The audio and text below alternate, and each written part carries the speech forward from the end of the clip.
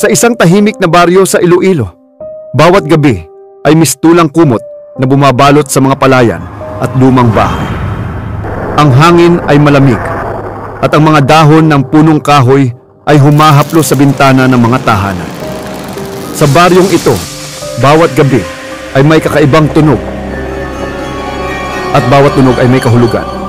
Ang mga alagang hayop ng pamilya ay nagiging tahimik o biglang nawawala at ang mga matatanda ay palaging nagbabala sa mga bata.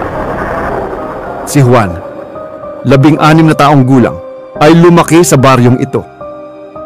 Malapit siya sa kanyang lola na laging nagtuturo sa kanya ng mga pamahiin.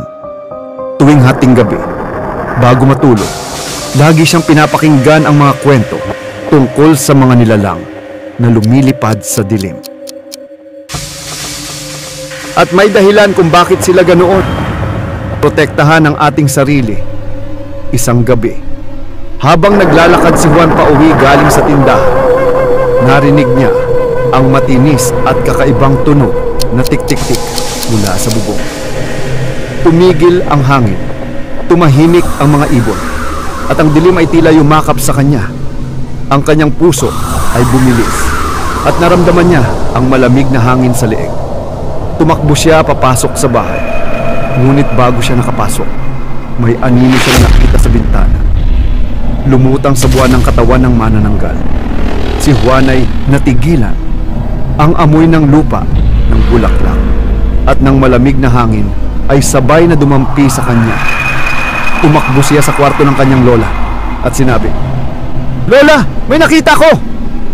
Sa kabilang dulo ng baryo, si Aling Rosa, isang ina ng 3 anak, ay nakarinig din ng parehong tunog.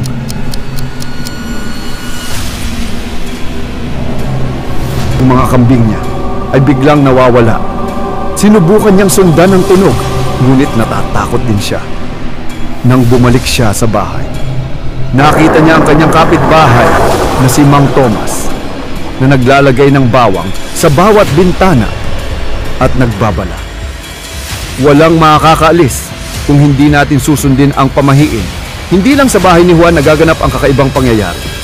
Ang mga bata sa baryo na naglalaro sa palayan bago lumubog ang araw ay nakakita ng anino na dumarampi sa mga puno. Ang pakiramdam ay parang may nakatingin sa kanila, at tuwing tatahimik sila, maririnig nila ang malayong tik-tik na tunog ng pakpak. "Juan, huwag kang lalabas sa gabi," sabi ng kanyang kaibigan. "Baka makita mo rin." "Hindi ako matatakot," sagot ni Juan, kahit ramdam niya ang kaba sa dibdib niya. Isang gabi, napagpasyahan ni Juan na hahanapin ang pinagmumulan ng tunog. Habang naglalakad sa palayan, naramdaman niya ang malamig na hangin sa bawat hakbang. Biglang nakita niya ang manananggal, nakahiwalay ang katawan at lumilipad sa buwan. Ang pakiramdam ng takot at pangamba ay bumalot sa kanya. Gamit ang mga aral ng lola niya, naglagay siya ng bawang at nagdasal ng taimtim. Unti-unti, ang manananggal ay lumayo at naglaho sa dilim. Ngunit sa huling sandali, nakita niya ang mukha nito. May halong kalungkutan at babala na parang sinasabi, "Igagalang mo ang mundo namin at mananatili kang ligtas." Dumating ang liwanag ng umaga at ang baryo ay muling tahimik. Napag-alaman ni Juan na ang manananggal pala ay isang miyembro ng baryo na pinaslang ng sumpa at nagbabantay sa lugar laban sa mas masamang nilalang.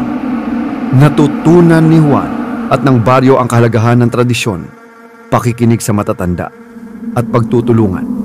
Ang mga alagang hayop ay bumalik at ang baryo ay muling tahimik, ngunit ang alaala ng gabi na iyon ay mananatiling nakatatak sa kanilang isipan. Bestie, sa kwentong ito, makikita natin ang halaga ng pakikinig sa matatanda, pagrespeto sa tradisyon, at pagtutulungan ng komunidad. Kahit nakakatakot, may aral sa bawat kwento.